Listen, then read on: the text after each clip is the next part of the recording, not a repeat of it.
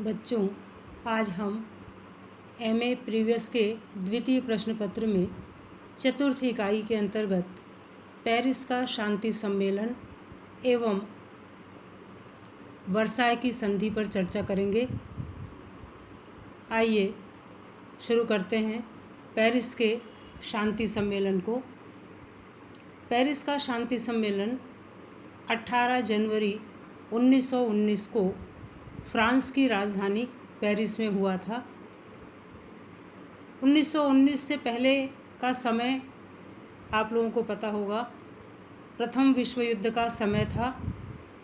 1914 से 1918 तक मित्र राष्ट्रों और धुरी राष्ट्रों के बीच प्रथम विश्व युद्ध हुआ था, जिसमें मित्र राष्ट्र विजेता रहे और धुरी राष्ट्र अर्थात जर्मनी, ऑस्ट्रिया ये पराजित देश रहे और इनके जो सहयोगी रहे वे भी पराजितों की श्रेणी में रहे। विजेता राष्ट्रों में से प्रमुख राष्ट्र फ्रांस ने अपनी राजधानी पेरिस में विश्व युद्ध की समाप्ति के बाद एक सम्मेलन का आयोजन किया, जो विश्व में शांति व्यवस्था बनाए रखने के लिए आयोजित की गई थी। इसलिए पेरिस के सम्मेलन को शांति सम्मेलन का नाम दिया गया। 18 जनवरी 1919 को पेरिस में यह सम्मेलन आयोजित हुआ, जिसमें 32 देशों के लगभग 70 प्रतिनिधियों ने सहभागिता सुनिश्चित की, जिनमें प्रमुख देशों के रूप में अमेरिका के राष्ट्रपति वुड्रो विल्सन, इंग्लैंड के लॉर्ड जॉर्ज, फ्रांस के क्लीमेंशो, इटली के प्रधानमंत्री ऑरलैंडो ये प्रमुख प्रतिनिधि रहे, जिनका पेरिस के सम्मेलन में महत्वपूर्ण प्रभाव रहा। इनके अतिरिक्त कुल यदि आकलन करें तो 11 देशों के प्रधानमंत्री, 12 देशों के विदेश मंत्री, 9 देशों के प्रतिनिधि एवं मीडिया प्रभारी इस सम्मेलन में उपस्थित रहे और सब ने मिलकर के इस सम्मेलन में महत्वपूर्ण निर्णय लिए। आइए इस सम्मेलन के निर्णयों से पहले सम्मेलन की समस्याओं पर ध्यान दें। तो पेरिस के शांति सम्मेलन की जो समस्याएं थीं, उनमें सबसे बड़ी समस्या थी कि यह सम्मेलन विजेता राष्ट्रों के द्वारा आहूत की गई थी और इसमें जो भी निर्णय लिए जाने थे, जिन नीतियों का निर्धारण किया जाना था, वह इन्हीं विजेता राष्ट्रों के द्वारा लिया जाना था।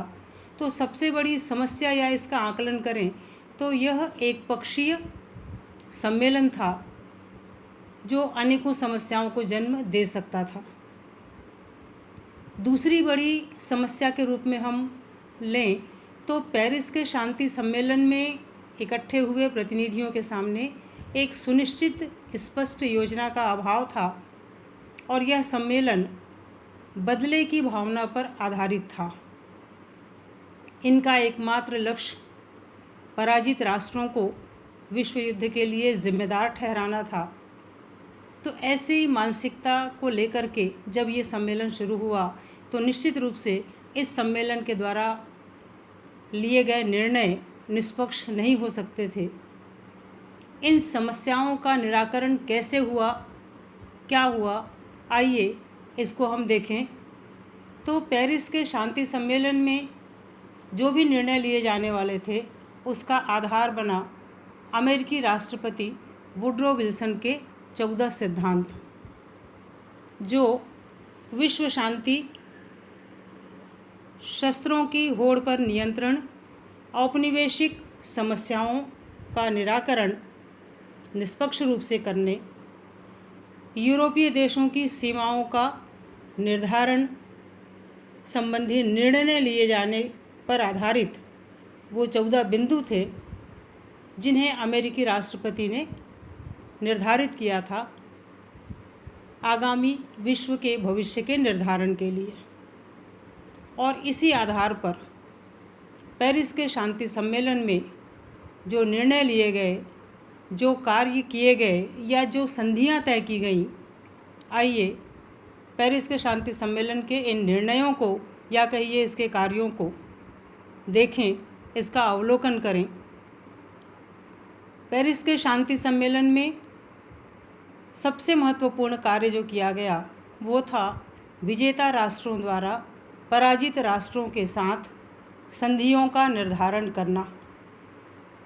इसी कड़ी में इस सम्मेलन में ऑस्ट्रिया जो पराजित राष्ट्रों की श्रेणी में था, जो जर्मनी का मित्र था, जिसने जर्मनी के पक्ष में युद्ध किया था, इस ऑस्ट्रिया के साथ विजेता राष्ट्रों ने सेंट जर्मन की संधि की। इसी कड़ी में ऑस्ट्रिया का पड़ोसी एक देश हंगरी था, जिसके साथ ट्रियानो की संधि की गई। बल्गारिया के साथ न्यूइली की संधि की गई। टर्की के साथ, टर्की में इस समय दो तरह की सरकारें थीं। एक सरकार जिसने टर्की का प्रतिनिधित्व युद्ध में किया और युद्ध के पश्चात युद्ध मैदान छोड़कर भाग खड़ी हुई, और दूसरी राष्ट्रीय सरकार। तो दोनों के साथ में दो संधियां हुई। भगोड़ी सरकार के साथ सेवरे की संधि और राष्ट्रीय सरकार के साथ लोसाने की संधि की गई। बच्चों, इन संधियों के क्रम में सबसे महत्वपूर्ण संधि जो इस विश्व युद्ध में हुई वो थी वर्साई की संधि, जिसे मित्र राष्ट्रों ने विश्व युद्ध के लिए जिम्मेदार मानते हुए जर्मनी के साथ की थी। और वास्तव में प्रथम विश्व युद्ध आपने देखा होगा, तो प्रथम विश्व युद्ध के लिए सबसे जिम्मेदार हम दो व्यक्तियों को मानते हैं, बिस्मार्क और कैसर विलियम द्वितीय।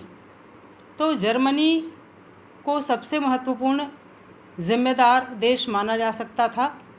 मित्र राष्ट्रों ने यही किया और उन्होंने युद्ध की सारी जिम्मेदारी जर्मनी पर थोपते हुए 6 मई 1919 को जर्मनी के साथ वर्साई की संधि की। और वर्साई की संधि को अगले पार्ट में अपन पढ़ेंगे। तो वर्साई की संधि में बच्चों, इस संधि के दो भाग थे। एक था जर्मनी के साथ संधि और दूसरा हिस्सा था राष्ट्र संघ से संबंधित व्यवस्था, या यूँ कहें कि अंतर्राष्ट्रीय शांति व्यवस्था बनाए रखने के लिए प्रयास करना। और बच्चों, इन्हीं प्रयासों के तहत एक अंतर्राष्ट्रीय मंच के रूप में लीग ऑफ नेशन, राष्ट्र संघ की स्थापना वर्साई की संधि की धाराओं के आधार पर 20 अगस्त 1920 को की गई, ताकि लंबे समय तक विश्व युद्ध में लगे हुए संपूर्ण विश्व को शांति व्यवस्था दी जा सके और भविष्य में कोई बड़ा युद्ध ना हो, यह प्रयास किया जा सके। तो इस तरह से पेरिस में शांति सम्मेलन का आयोजन विजेता राष्ट्रों ने किया और इस विजेता राष्ट्रों के समूहों में वो सारे देश सम्मिलित थे, लेकिन पराजित देशों में से जिसको लेकर के बड़ा निर्णय लिया गया था वर्साई की संधि के रूप में, अर्थात जर्मनी, उसको इस सम्मेलन में आमंत्रित नहीं किया गया था और बिना उसको बुलाए उस पर वर्साई की संधि थोपी गई और उस पर दबाव डाला गया कि इस संधि पर वर्साई में दस्तखत करने पड़ेंगे और यदि वर्साई की संधि पर दस्तखत जर्मनी नहीं करेगा तो उसको बर्लिन में ज़रूर करना पड़ेगा। तो इस तरह से पेरिस के शांति सम्मेलन में अंतर्राष्ट्रीय दबाव के साथ बिना जर्मनी को बुलाए जर्मनी पर वर्साई की संधि थोप दी गई। तो बच्चों, ये था वीडियो का पहला भाग, जिसमें हम वर्साई की संधि को वीडियो के दूसरे भाग में देखेंगे। पेरिस के शांति सम्मेलन के आयोजन में उपस्थित प्रतिनिधि, सम्मेलन की समस्याएं, सम्मेलन के निर्णय, सम्मेलन के आधार, इन सब का अध्ययन हमने किया। आगे आप इस वीडियो का दूसरा भाग वर्साय की संधि के रूप में ज़रूर देखें और ज़रूर इसका अवलोकन करें। धन्यवाद।